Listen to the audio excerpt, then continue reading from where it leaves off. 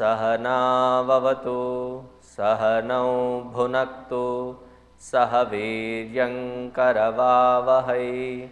तेजस्विनावधीतमस्तु मा विद्विषावहै। ॐ शान्ति शान्ति शान्तिः। गुरुर्ब्रह्मा गुरुर्विष्णुः गुरुर्देवो महेश्वरः गुरुरेव परं ब्रह्म तस्मै श्री गुरवे नमः। तस्मै श्री गुरवे नमः।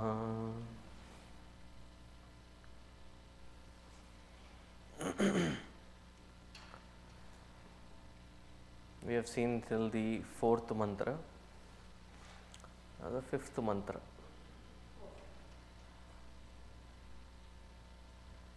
Fifth mantra. ये तेषु यश्चरते भ्राजमानेषु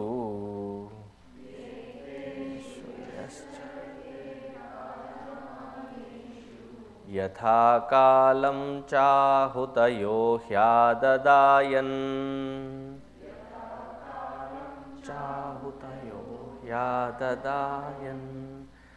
तं नयन्त्येता सूर्यस्य रश्मयः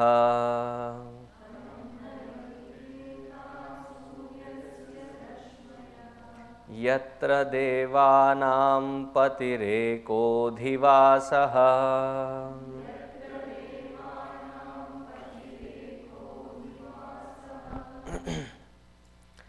ये तेषु यश्चरते भ्राजमानेषु यथा कालं च आहूतयः हि आददायन्। Yesterday we saw Kali, Karali, च मनोजवा च Sulohita ya cha dhumravarna. There are 7 kinds of flames, and the poetic way of saying it in the language of Upanishads, they say Agni has 7 tongues. So if you find Agni Deva, don't immediately ask him, open your mouth. He will say ha ha ha. Do you remember the old rhyme, Johnny, Johnny, yes Papa? So he will only say ha ha ha. Why? This is a figurative way of speaking, that he has 7 tongues. Meaning there are 7 different kinds of flames. In some you offer the oblations, in some you don't offer the oblations. And while the yajna is happening, we will come to the number of counts. There are always one main priest who knows the entire details of all 4 Vedas. He is not just by a title called Chaturvedi, but he by knowledge is a Chaturvedi. He knows all the 4 Vedas, he knows the entire rituals, he knows which part, which mantra to use. And added with that, he also should know what mantra to be offered, what sequence to be offered, and what kind of oblations to be offered, in what kind of flames that have to be invoked and offered. And he has assistants. So there are the assistants who are experts in each Veda, Rig Veda, Yajur Veda, Sama Veda and Atharva Veda. And he'll look at the people and he'll say, Om Sama Veda. So when he says Om Sama Veda, they cannot chant any Sama Veda mantra that they know. It has to be in accordance with that which is being done. That particular mantra alone has to be chanted. And supposing they pick a wrong mantra, so what does he say? Om, meaning, be alert. That is not the mantra to be chanted in here. It's a different mantra. So one has to know the entire specific details to make sure that this kind of karma kanda is successful and fruitful.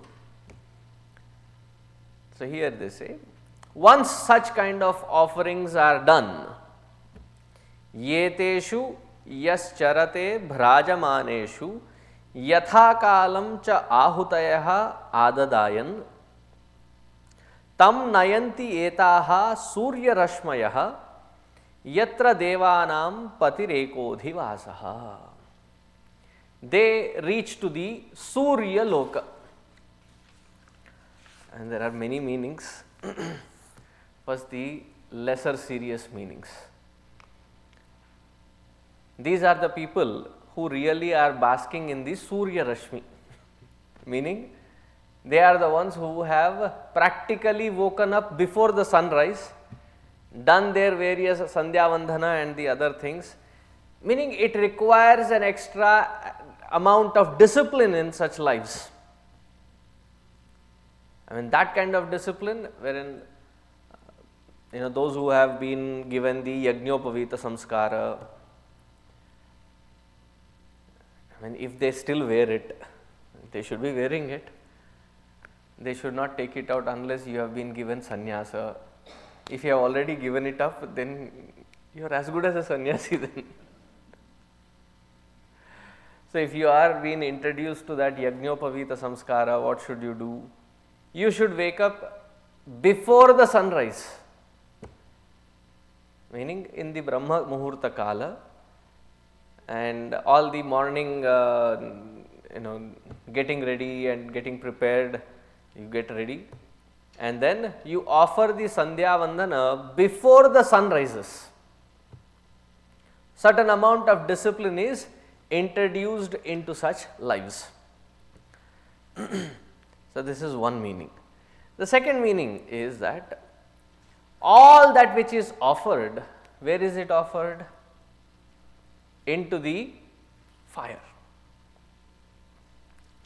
There was once in India, it was a very wealthy man's house. He was attending the lectures, and one day he said, would you be willing to come to our house for Bhiksha? I said, I am fine with it, I can come. So after the yajna was done, he drove me to his place, and in any standards, whether it was US standards or Indian standards, it was a palatial building. And he took me to the first floor, Indian first floor, and there was a beautiful balcony garden, and we sat there. Some water or some coconut water, something was given, and as we were talking, it was a beautiful glass, I shouldn't say glass encasement, but a beautiful glass enclosure, and which had a dining table and everything, and the food was arranged there. And as we were discussing on the first floor, we got a wireless call from downstairs that the food is ready to be served. So he said, start serving, we will come. And he kept on talking for 5 minutes, 10 minutes, and the second call came. The food is being served, please come down. Another 5 minutes. Then I looked at him because it was also getting delayed. After yajna, I feel I deserve some food. I was really hungry. So I said, shouldn't we go down? So he was trying to pull a fast one on me. And then he said, well, if we offer things in the Yajna Kunda, Havana Kunda, here, how will it go to Swarga? If we offer Shraddha here, how will it go to Pitruloka? If it can go, then the food which is served there should also reach you.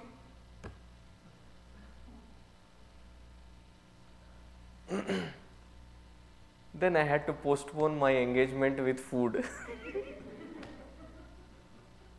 because he had spread this such elaborate setup to ask this question, and I am sure he would not allow me to go first eat and then answer. So I weighed the thing and I said, I will answer this after I eat food. I said, kya pata when I say give the answer and he is not happy with it. He said, acha, bye bye brahmachari ji. I was still a brahmachari then. I said, okay, fair enough, we will go. We had food, and after food I explained. Have you ever sent this money order, MoneyGram, or what is the other one? Western Union.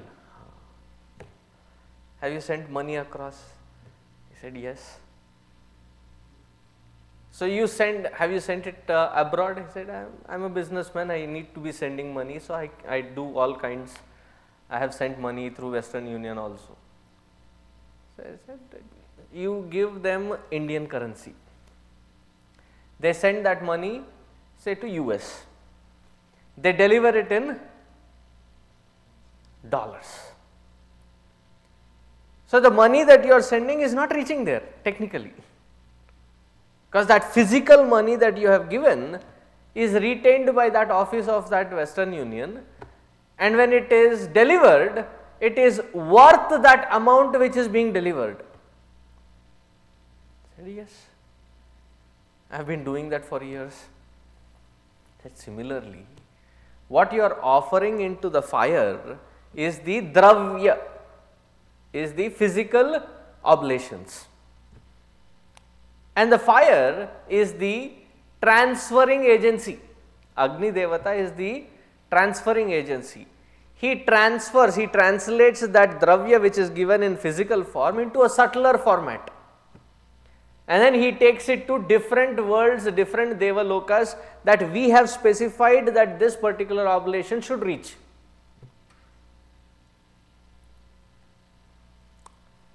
So here he says, Yeteshu yascharate bhrajamaneshu yatha kalam chahutayaha adadayan.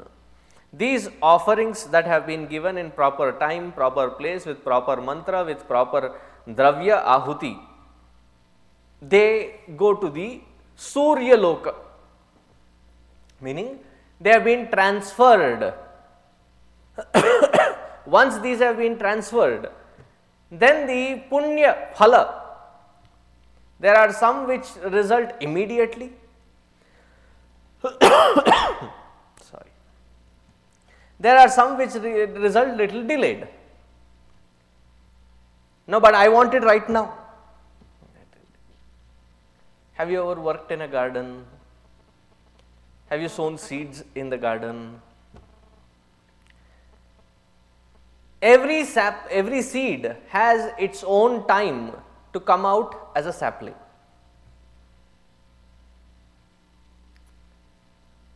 The longest one, I think, is the coconut. It has to be soaked in water for a while. Then the external thing becomes little loose. As the water seeps in, it has to be not a kacha one, not the green one, that which has been ripened, that when sown will yield the sapling after couple of weeks. The other seeds that you throw in there, probably 2-3 days you start seeing those little saplings coming out. So each seed that we sow has its own time for it to reap. And what to talk about the results of it, it cannot be instant either. You sow a mango, in 5 to 6 years you get a crop. Until then you have to wait. You sow paddy, it will give you a crop in 3 to 3.5 months. So each one has its own time frame to yield that result. Similarly, all this punya karma that has been done, it is not that everything gets instantly given, it is not that everything gets delayed. Depending on what kind of seed we are sowing, what kind of intensity, what kind of intention, what kind of attitude that we have been performing that particular karma, with what sankalpa we have been doing, the results vary. Because you have demanded, Bhagavan has to create that kind of environment wherein that result has to reach you. So he has to move so many people, so many environments, the entire matrix has to be shuffled for us to get that kind of result. It is not a easy way. But one thing that can be assured, that every such karma done will yield its result. When it is done optimum careful. Without that carefulness, when we perform it, it can have repercussions also. How can puja that we are invoking God, how can it have repercussions? It is like using a knife. Why don't you give the knife to a child? A simple reason is, they may know how to cut, but they may not know how to protect themselves from that very knife.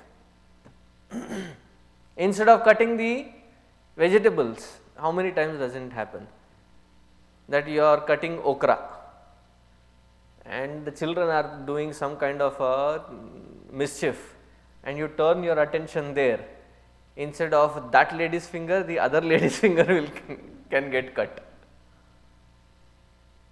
It can happen. Similarly, the actions that are done to invoke that the supreme in that particular form, it has to be done based on what sankalpa you are taking.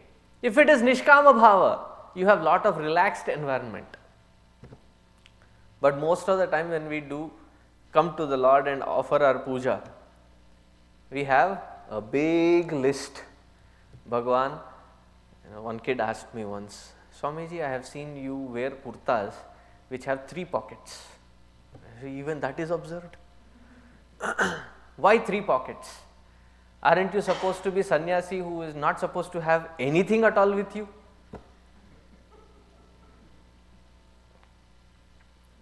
Fortunately, that day in one of my pockets I had a chocolate. So I picked the chocolate and gave. See, that is why I have pockets.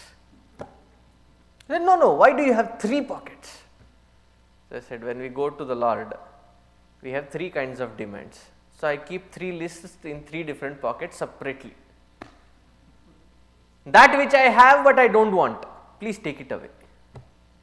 That which I don't have but I want, that is in the other pocket. That which I have but want to have it, more of it, is the third pocket. This is very good trick. From tomorrow onwards, I will also be having 3 pockets so that I can write down the list.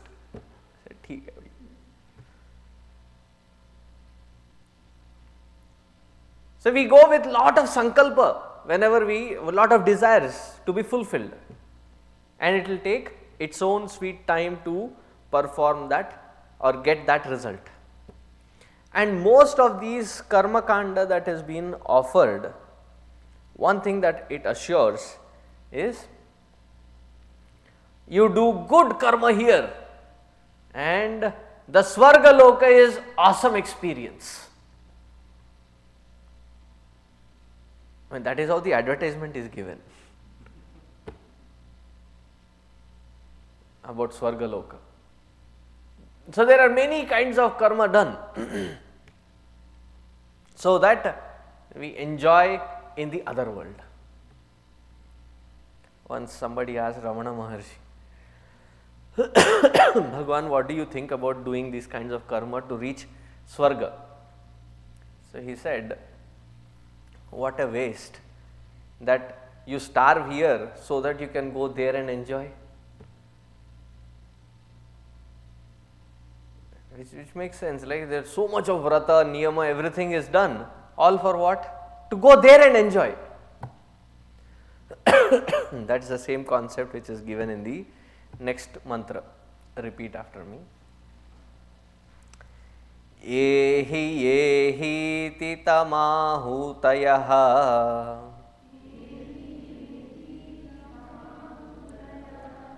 Yehi ti tamahutayaha Suvarchasa suryasya Rashmibhir yajamanam vahanti Priyam vacham abhivadantyaha archayanti ya eshavah punyaha sukruto brahmalokaha. So with the kinds of karma that we do, we develop that kind of likes and dislikes.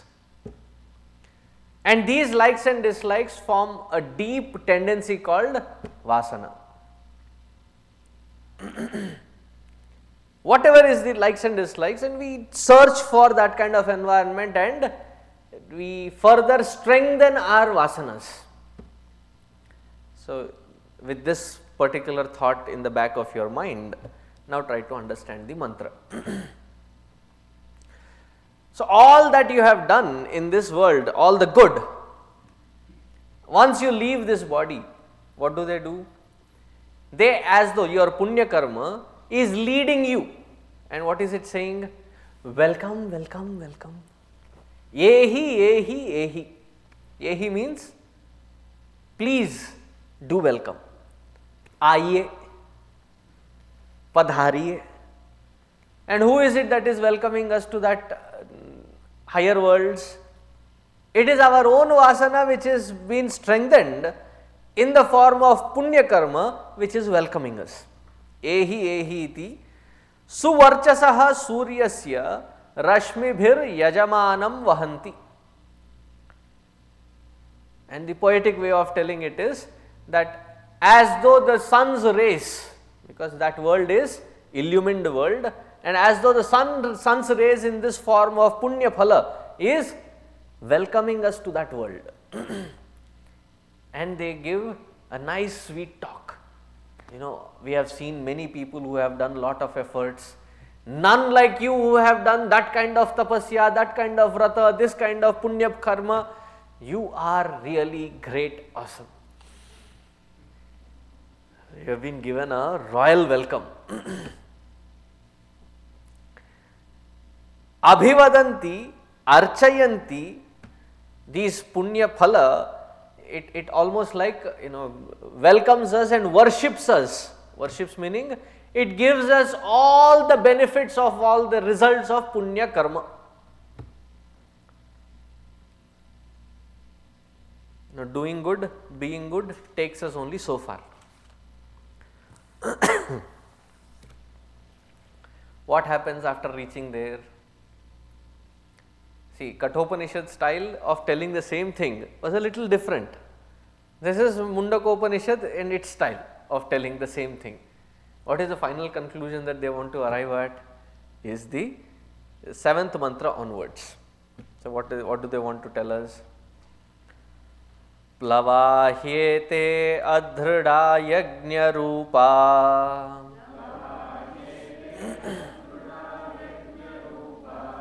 Ashtadashoktamavaram yeshu karma Ye tachreyo ye bhinandanti mudhaha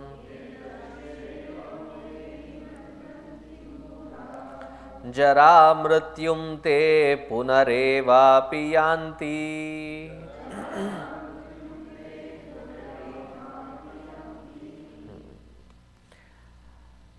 The boats of karma yoga are pretty unpredictable. Boats of karma yoga are like Titanic. When they will sink, nobody knows. 100th year, right? So it immediately came in Plavaha boats. And many of us have such great belief in our karma. Anything can be achieved with my doing. But that is not that trustworthy a boat. Plavahete adhruda yajna rupaha. All these karmas, because they have certain limitations in its own. And how many people to row it? So recently somebody asked me, Swamiji, I am trying to do this yajna, some kind of home or havan that at home, home at home. A new house that we have purchased, and how many priests should we have? I said, you are asking a wrong question. Take one priest, that is sufficient. I said. No, but in some yajnas I have seen that there are more than one. What is the use of it then? I said, listen, there are in actual yajna karma 16 of them required. Okay, Swami, I will manage with one.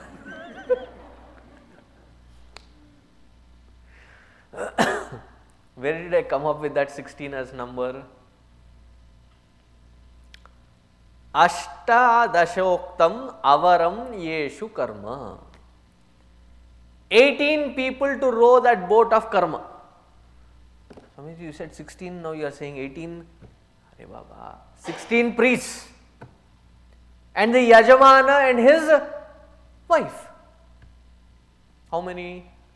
I know I am little poor in math, but this is a easy math. 16 plus 2, 18. So what do those 16 people do? See, the leader for all these priests, the head priest, he is called Brahma. He is the Chaturvedi. He has to know all 4 Vedas. Then there are sets of 4 each. And usually that Brahma it is not to be considered that they are in the list of being a priest. It is not considered, it is not with due respect that if you consider them as priest. They are higher than priest. They manage priests. There is a hierarchy level there also. So the 16 are officially the priests, and they listen to this Brahma. 4 of each Veda, 4 per each Veda. And this Brahma, who knows the entire process. So even when we are performing puja here, that is one place or one time wherein anybody who is coming there as a Yajman to do puja listens to me thoroughly. I say stand up, they stand. I say prostrate, they prostrate. I said, go around yourself 3 times, they go around.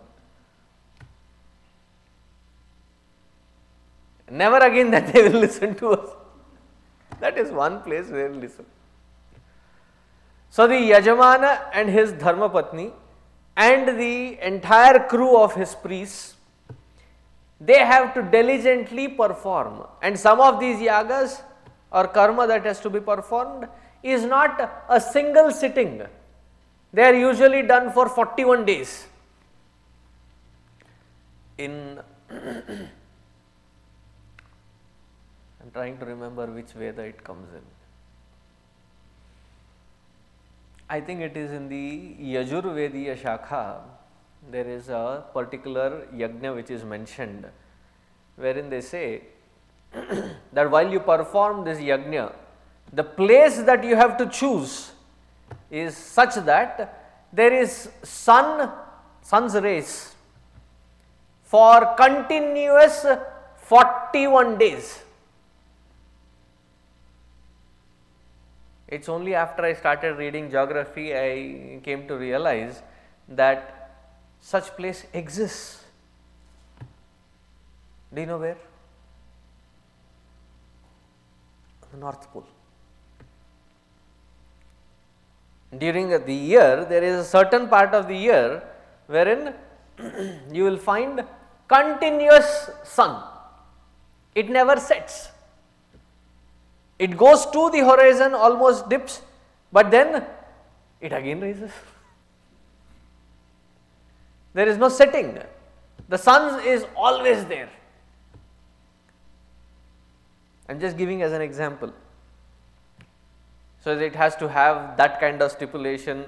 Now, if 41 days that this continuously this yajna has to be performed, imagine how many sets of such people should be there. And what kind of courage or what kind of patience that Yajamana should have to sit through 41 days continuously. Is it humanly possible? They have done it. So it is definitely possible. So it is not just one day or one few hours that you sit. There are certain things that you keep doing it for hours together, days together to reach to a certain goal. But after having done all this, accumulated all this punya phala, you go to the Swargaloka. This punya phala is like getting your H1B.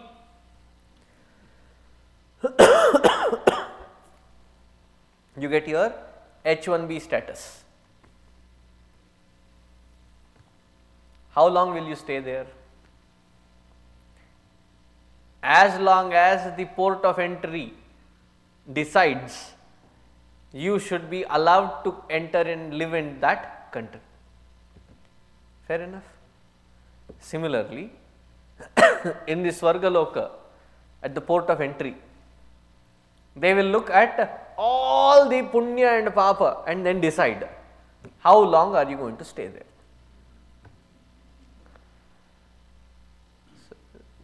So, Yamaraj, his office deals with that, special branch. And the head of the department is called Chitragupta. So there was this really miser guy who died. Really miser, never done anything good for anybody. I mean, he couldn't do good for himself, what can he do good for others? He wouldn't spend even money for himself. So Chitragupta looked at his entire life and he did not find even one punya phala that he can be awarded little entrance into Swarga. So he looked at Yamaraj, he said, I don't think he has done any punya. So this was overheard by that miser.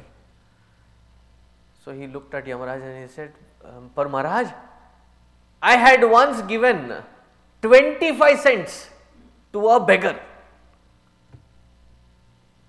So Chitragupta again refers to the book again and looks at it and says, yes, there is this mention here.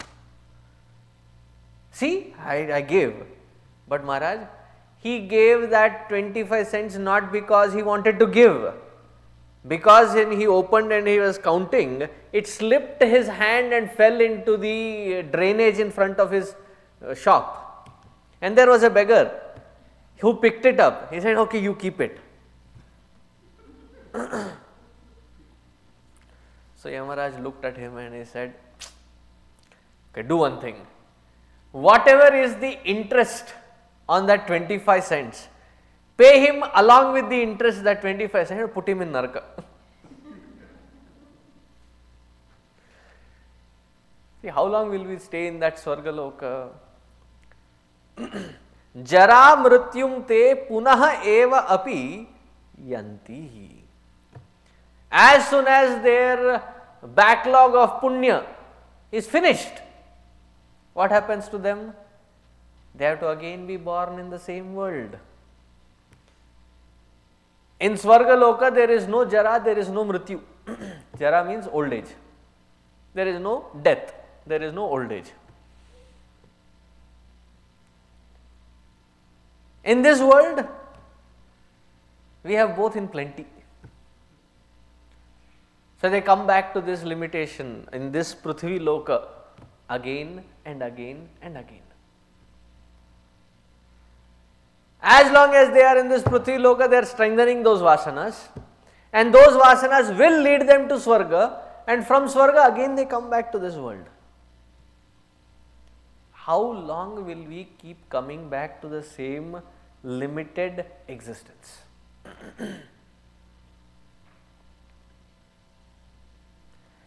See, there is nothing wrong to be in the same limited conditioning as long as you don't have resistance towards it. जो चलता है ठीक है, I am fine. But we are not fine with that either. As the things keep happening, we keep whining. Why does this have to happen only with me? Why is it that I am doing so much good? I need to have a better result. I need to have better satisfaction, better peace of mind. Do something according to that. But many are not introduced to that field. And even those many who are introduced to this field, so that they can go unlimited. After listening to Kathopanishad the last few months ago when we were saying, that particular day I was speaking about the main purpose of life is to reach this moksha sthiti. And I explained at least 7-8 different logics as to why it is the purpose. So this person comes and asks, but what is the place for ambitions and goals of life? The other ambitions and goals of life. क्या बोलूँ मैं उसको? I said, go pursue them. Because after having pursued them, then when you get mature to that level wherein this statement makes sense, that is when it will be understood.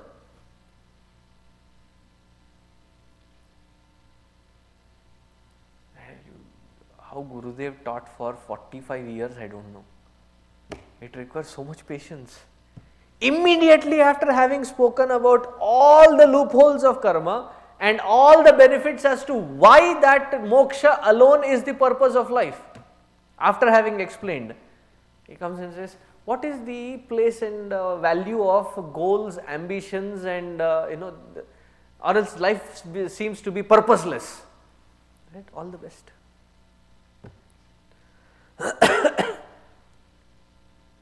It is like, and I read this story long time ago. A student comes and says, he has gone through a lot of things. He meets a guru under a tree, a small little shrub kind of a thing. Says guru is sitting there, a Dadi wala Baba. So this young man goes there and asks him for guidance. So he gives him guidance for almost 32 years, saying that this is the kind of path of action that you have to take. After 32 years of doing all this, you will reach to this big tree under this platform, and he gives the direction and everything. So it's a whole novel kind of a thing. So he goes through those 32 years of life, and then after 32 years, as the Dadiwala Baba had predicted, things happen, shape up in such a way that he sees the futility of it, drops everything, and then starts coming in search of that tree which was mentioned. And finally when he comes, it is his own village and the outskirts of his village, the same spot where he had met that Dadiwala Baba. And now that Dadiwala Baba has also become very old, ripe old. So he is sitting there looking at him and said, so finally you made it here. So he is so disenchanted. He says, this you could have said that I will be coming to you 32 years ago. Why didn't you say it? He said, if I had said so, do you think you would be in a frame of mind to really accept it? Now that you have gone through it, now you know why you are here and how fruitful it is to be here. It takes that time to mature. But until then, what will happen?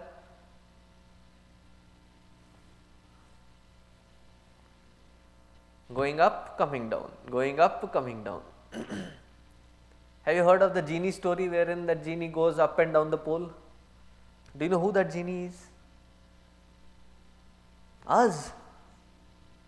Zindagi bhar, the whole life we keep going up and down, up and down, up and down. And the same thing, go to Swarga, come down, go to Swarga, come down.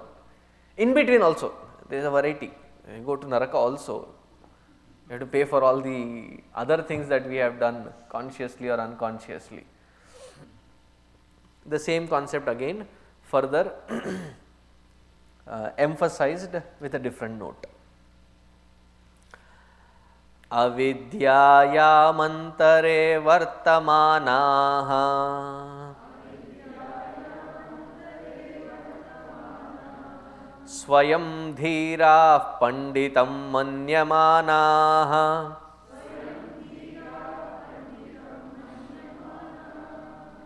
janghanyamanaah pariyanti mudhaah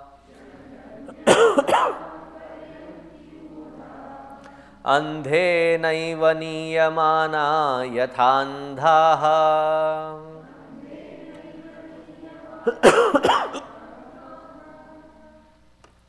Avidyayam antare vartamanaha. Where are we now firmly established? In deep dungeons of avidya. It takes lot of courage to accept where we are.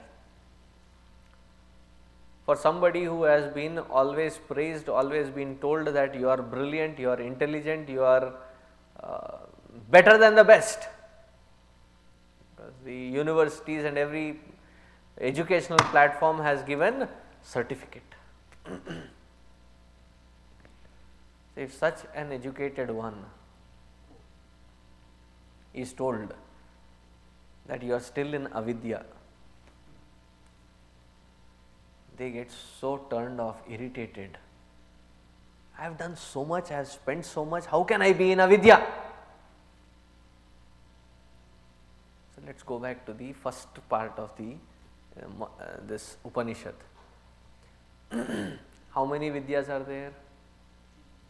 Two kinds.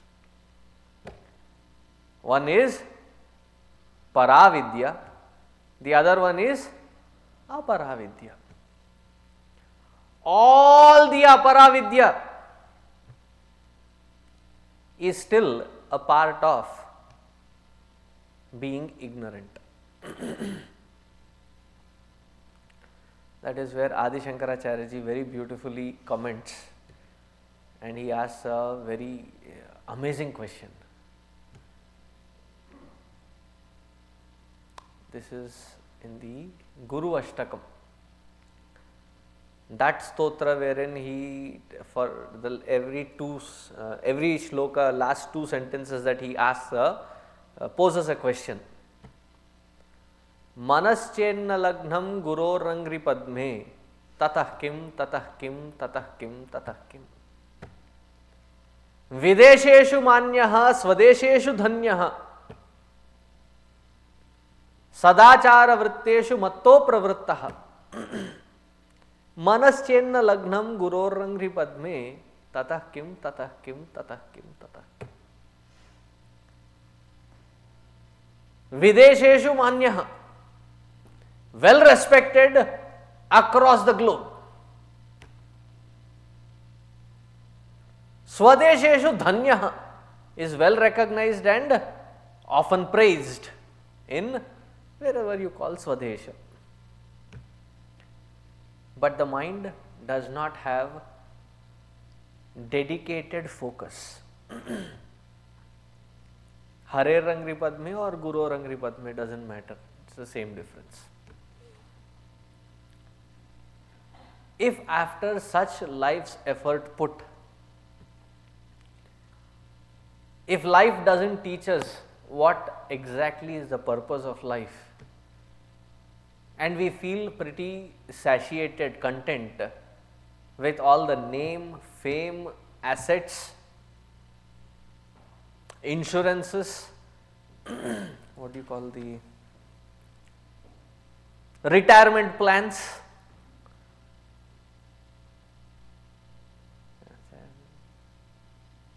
I have lived a life. But was it meant for that purpose? Like for example, you send your child to the university.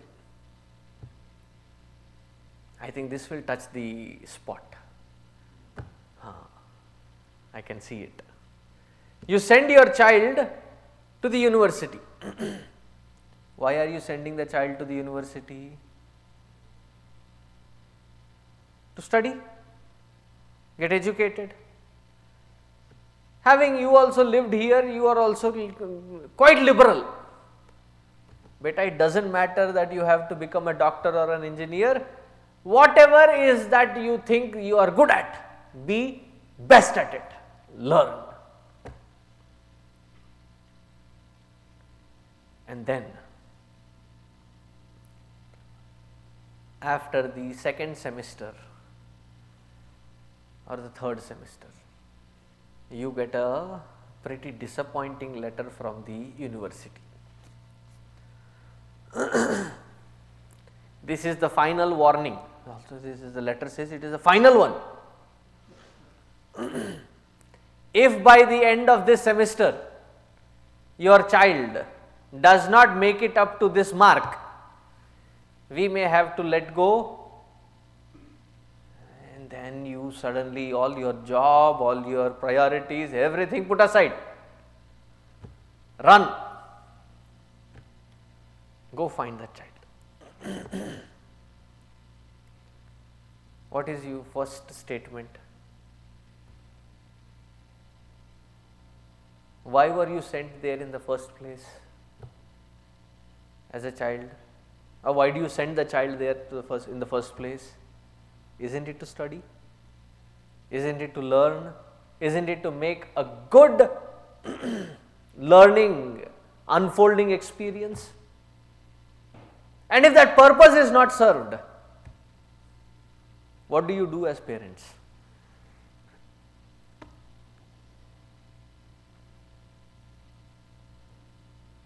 You will take action? Yes or a no? This example makes sense because it touched that spot of responsibility on your shoulders. Imagine, poor Bhagwan has sent us with enough opportunities again and again and again to be born as human beings. For what? The purpose is to attain that highest state of freedom, nothing less. And instead, what do we gather in this world? All the dirt that can be accumulated. Maya or more torte maya. Huge lumps and lumps of garbage. And then, having gathered that garbage, we have the audacity to sing, मैली चादर ओढ़ के आऊं कैसे तेरे द्वार, धोके आना, धोखेबाज.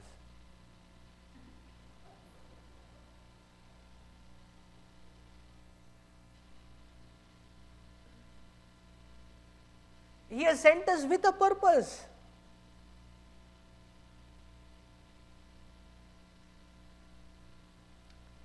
Avidyayam antare vartamanaha. A Puranic style of telling the same standpoint is Narada once asked, many times Narada questions this for our benefit. He once asked Bhagwan Narayana, they say Maya and its influence is really powerful. What exactly is it? I want to taste the power of Maya. So Bhagavan says, Tathastu. And then Narada is born as a Sukar શું કરે? વરાહ અવતાર as a pig. A very charming piglet that he is born as. And as soon as he becomes of age, he gets married to the prettiest of the pigs.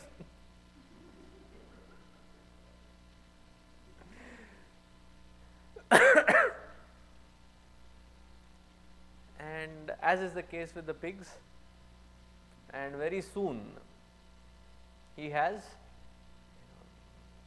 piglets, 30-40 piglets laid.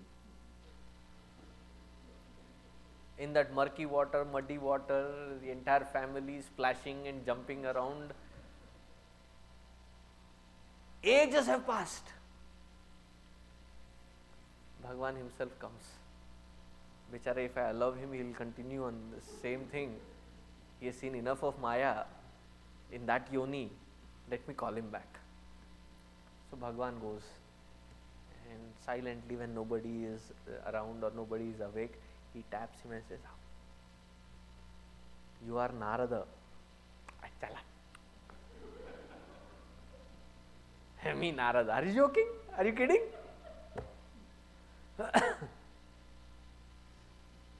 And he wants to get back to that muddy water. He catches him and pulls him. Says, "Seriously, you are Narada? I have come to take you to the actual world of yours in your own shape." "Yes, but what about my wife and children, and will you allow them also to come?" So Bhagwan taps his head, and suddenly all the past smriti comes back that he was as Narada. He says, "Bhagwan, please take me quickly."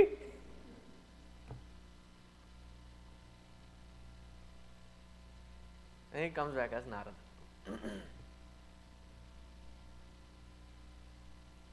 And in that avidya that we live in, there are standards of success, there are standards of name, fame, self-worth. It's all in avidya. Competing against each other to prove what?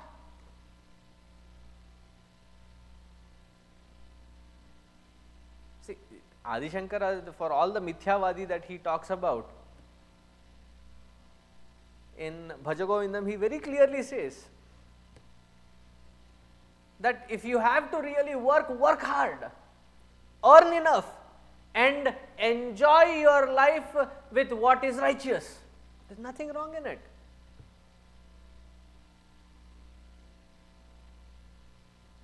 But then, where do we lose that balance? What is not sufficient. And then when we are talking, focusing at the personal level, suddenly we go global. And it's a trick that the mind is playing. And what is a global attack? I mean, global standpoint attack. If we were satisfied with what we were or where we were, would we as humanity made this kind of progress?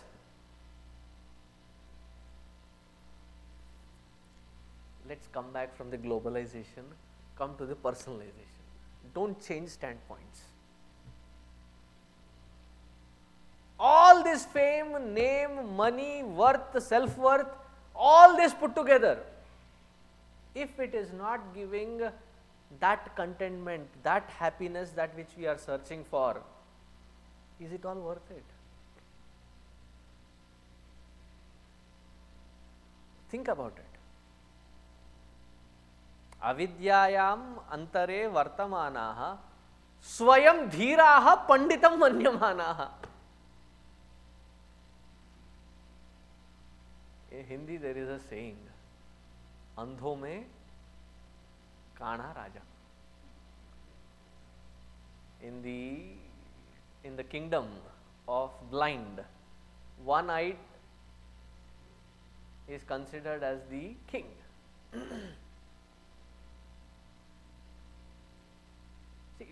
already in darkness.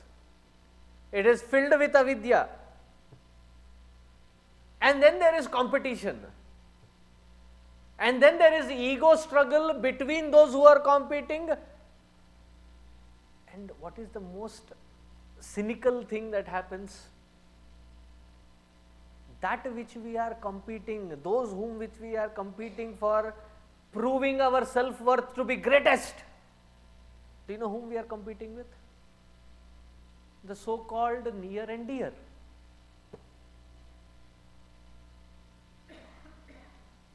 You being great or not great. Does a person from the third street from your house, does he even know you? Do you remember or know your great-grandfather? Name at least. How many of you know? 1, 2, 3, 4, 5. Half of you don't know.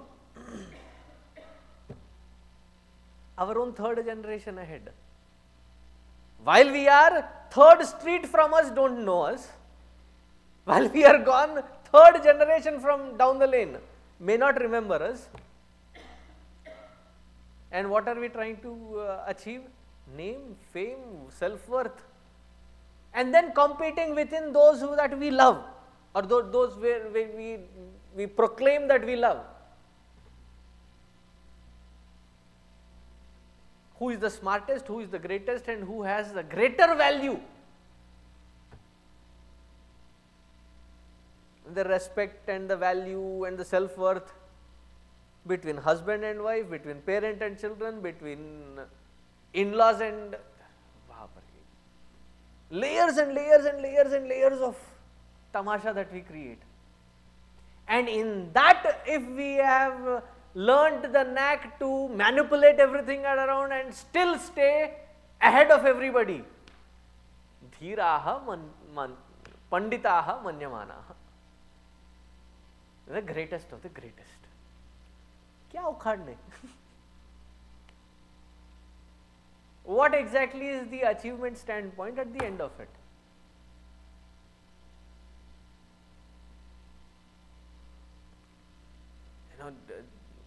You have to study, you have to do this, you have to do that, and then you have to achieve the heights of success. Defined by whom? What exactly does that success mean?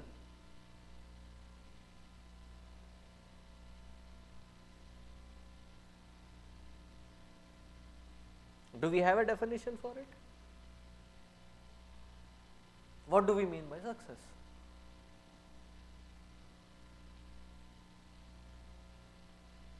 Scriptures have defined it. How do they define success? If at the end of the effort that you have put, it gives you peace and happiness. I don't know where this symbol came from. I just realized.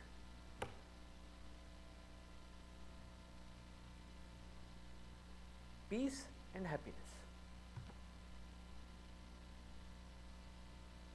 If it is not achieved, if it is not attained, knowing this, what do? Spend the entire energies, entire youth, entire resources in earning that success, in earning that wealth. After having earned, spend the entire thing earned in regaining the health that we have lost throughout in reaching there.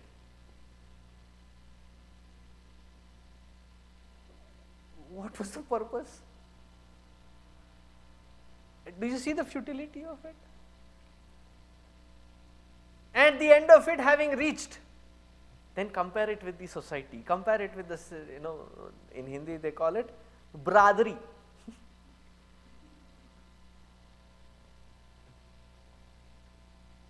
In the community, I have made it big, I have made it large.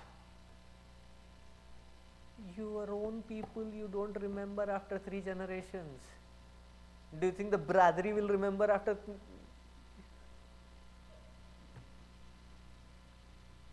Why are we stuck in that?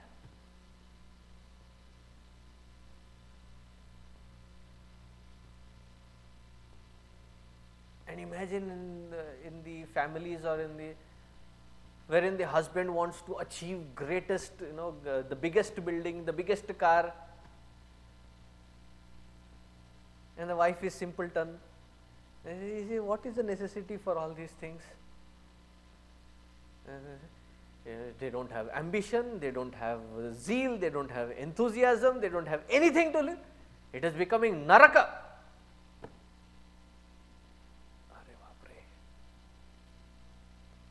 I mean, the combinations can reverse either.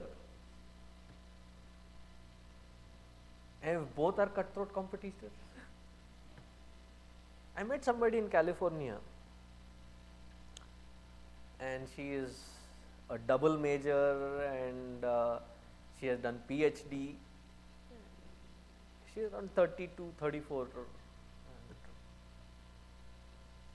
She quit her job because she was carrying, and she was carrying twins, and finally gave birth to two healthy boy and a girl. And then she had such a long sad face.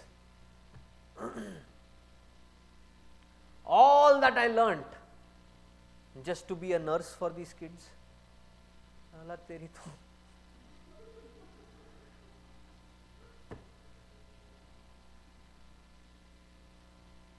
The whole standpoint is topsy-turvy.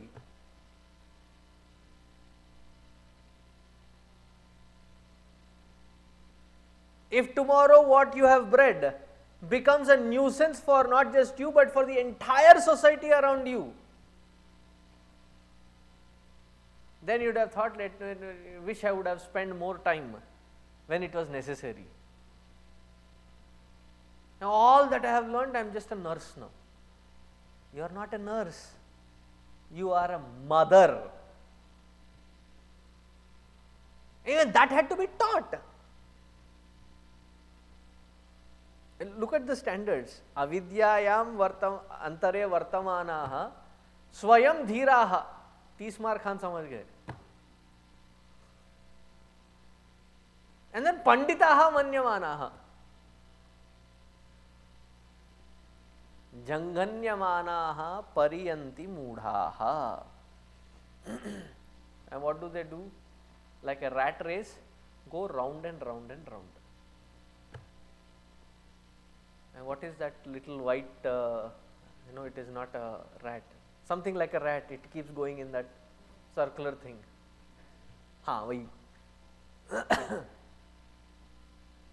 Whenever I see a hamster or somebody on a, what do you call that, treadmill,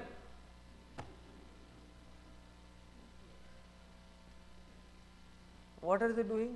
Running, sweating. Are you reaching anywhere?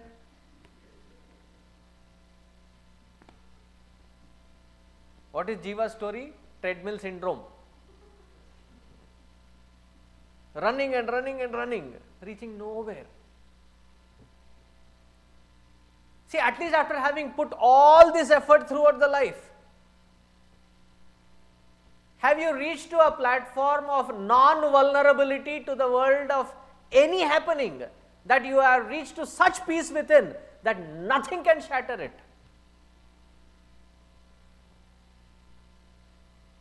I am not saying that the life's experiences will change and it will all be pleasant and seamless.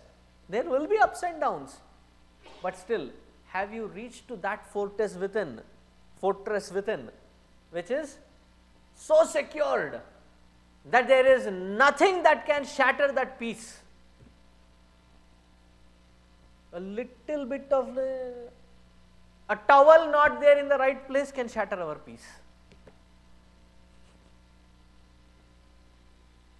A toothpaste lid not closed can shatter our peace. How vulnerable are we?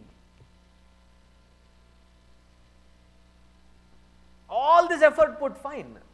Has it taught how to secure that peace?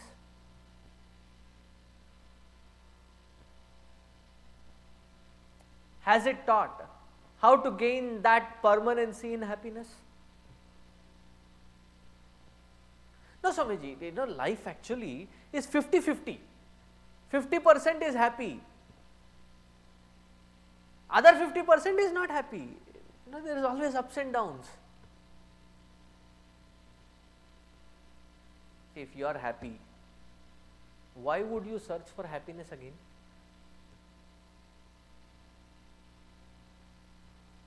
Because happiness is not like a physical thing wherein I eat and I feel satiated for now, then after 4 hours I feel again hungry. Happiness is a state of being having reached where you don't need to search for happiness.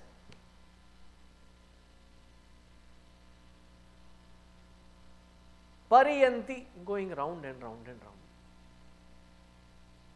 Constantly running. Janganyamanaha pariyanti mudhaha. And Upanishad is very critical. Who are these jivas? These jivas who are running without peace and happiness in life are called mudhaha. There is no second thought to it. We may have big certificates of all educational qualifications. Do you have peace and happiness? Those are the standard for the scriptural way to look at life. The texture of life. Are you at peace? Actually, I am, but with a different spelling. I am at pieces, shattered. And happiness? कभी आता है, कभी जाता है.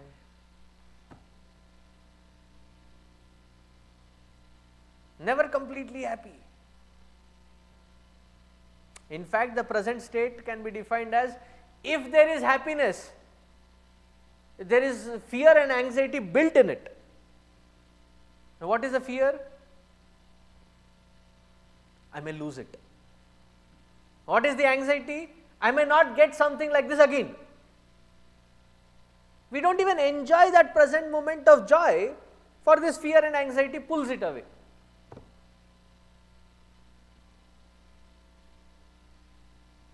And such ones are the leaders leading the rest of them. Andhenaiva niyamana yatha andhaha. What will happen if a blind leads a flock of blind? Tragic accident.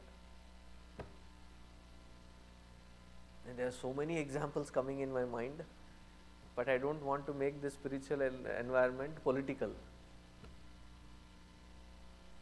But I think that was good enough a hint for you to gather.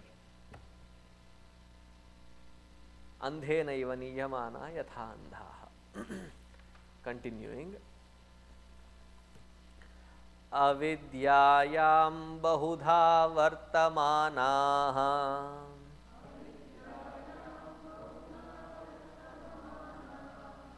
vayam kritartha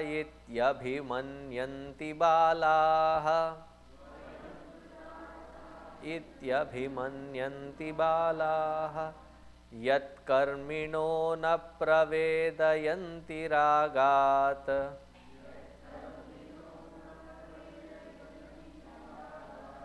tena turakshina lokaschavante.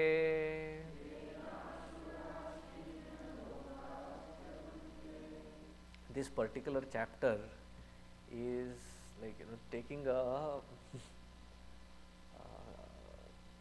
what do you call that? Mace, gada, and then taking the jiva and then pulping. So that let this simple truth get into that thick head of ours. Avidyayam bahudha vartamanaha vayam kritarthaha. All these different standards that have been set by the society and the customs that we live in, which sets as to how successful you are, how great you are. And we are happy with that little, or we are content with that little hole that we build.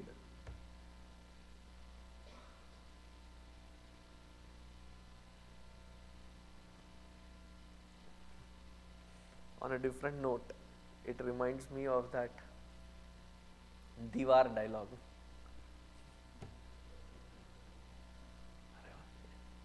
So many of you know it. Century?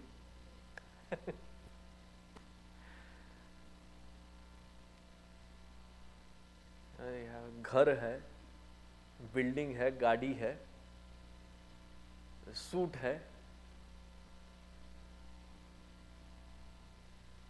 But the question to be asked is, do you have happiness? Do you have peace?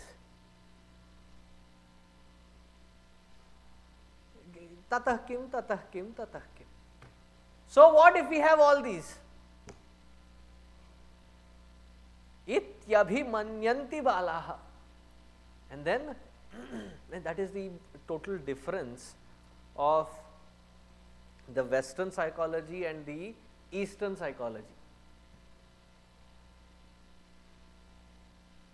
Throughout the East, where you see this kind of scriptural influence, you will see that their standard of living may not be that high, but their standard of life, the texture of life, the contentment with which they live is far more deeper. Whereas the Western psychology believes, and you go to any self-help book. Why any self-help book? Even the advertisements or the advertisers have learned the art. I think I told you this earlier. I got one of the mails, and there's so much of junk mail that comes. And once you are stuck in an address for 10 years, the junk mail just becomes multifold. So the mail comes. Officially, my name still is not changed to Swami Sarveshananda, but this mail caught my attention. Dear Swami Sarveshananda, तेरी इसको मालूम हो गया.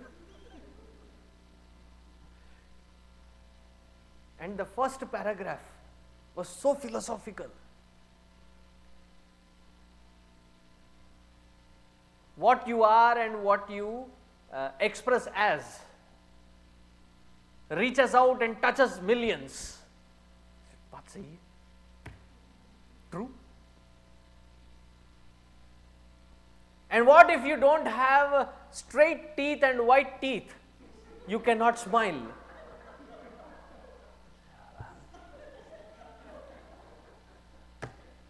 We promise to straighten your teeth, remove all the crookedness and whiten them with a guarantee for next 30 years if you join now. Usually it is some $500 scheme, we give you $100 rebate. Ensure that you have a glowing personality with a glowing teeth.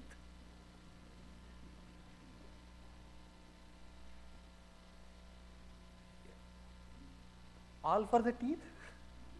Such big talk?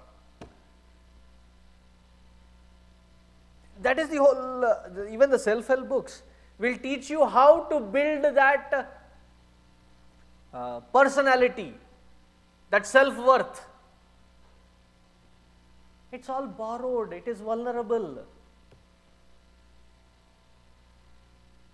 And that can be shattered. In fact, the Eastern scriptures, what do? They burst that initial phase of inflation. They pop it. And they show the self-worth, the worthlessness of that self-worth, which is nothing but ego, glamorized ego. And ask us to transcend that and find that worthy self, which is the conscious principle, and not get lost in these kinds. What will happen when you get lost in these kinds? Tena turaha kshina lokascha vante. Like Bhagavad Gita and Kathopanishad also says this. Kshine punye martyalokam vishanti etat vaitat. What will happen when you are done with your punya? No jiva in the Swargaloka wants to leave Swargaloka. Why? Lat pad jati hai. You get so habituated to such kind of pleasurable life there, you don't want to leave it. So what does the system do? Martyalokam vishanti. Visha kshepane, to throw. You are thrown back into this world of plurality. As soon as the punya is done. To such, even that Swargaloka that we have been aspiring through all this punya karma is not permanent.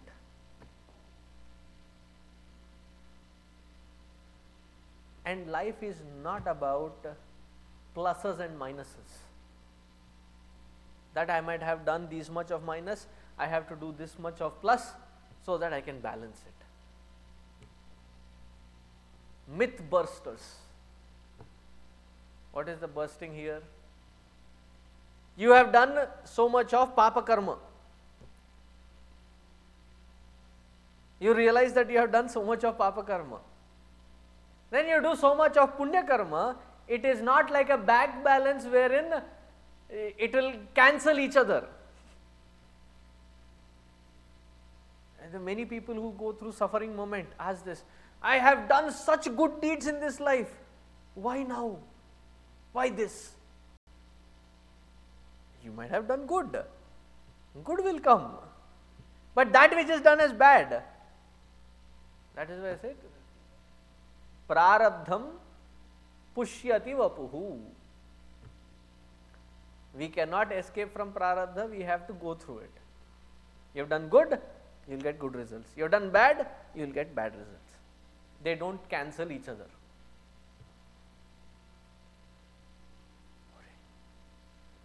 They don't.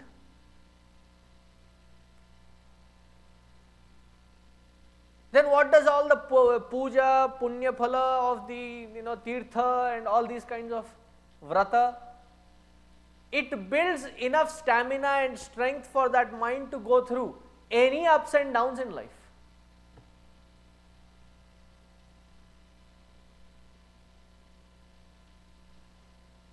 So what should be the focus in life?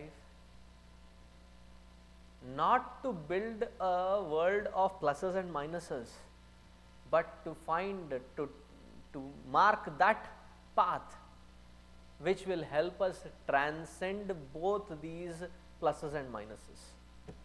That path which can transcend the dichotomy of all these pluralities is what must be trusted.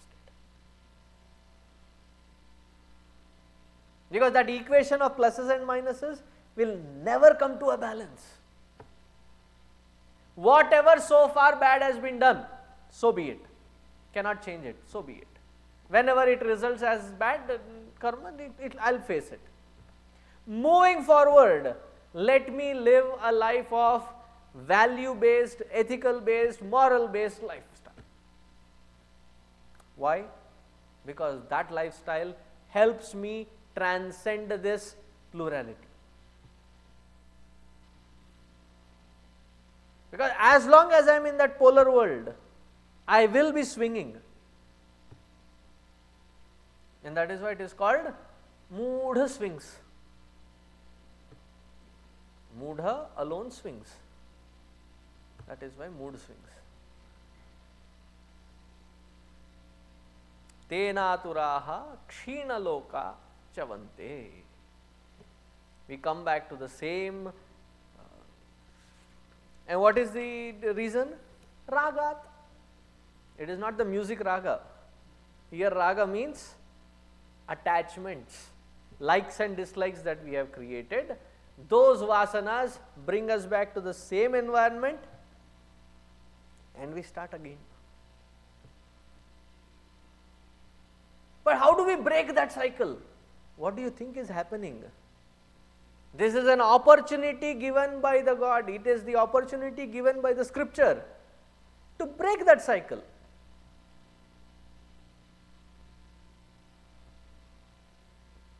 See, of the entire congregation of 950 families, this was announced.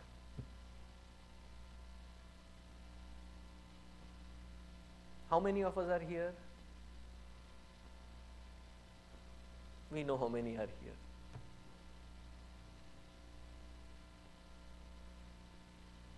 What do you think this is happening? This is the very opportunity that Bhagavan is giving, showering as a grace on us. So that we understand this point, break this cycle, transcend this polarity.